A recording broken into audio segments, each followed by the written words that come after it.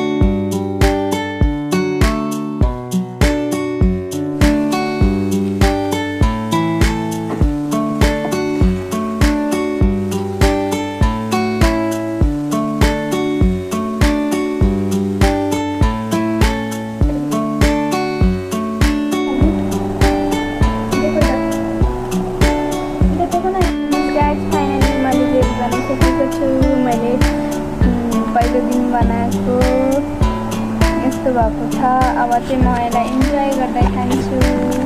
हेर्न सक्नुहुन्छ यस्तो भएको छ। अब चाहिँ म यसलाई खान गइरहेकी छु।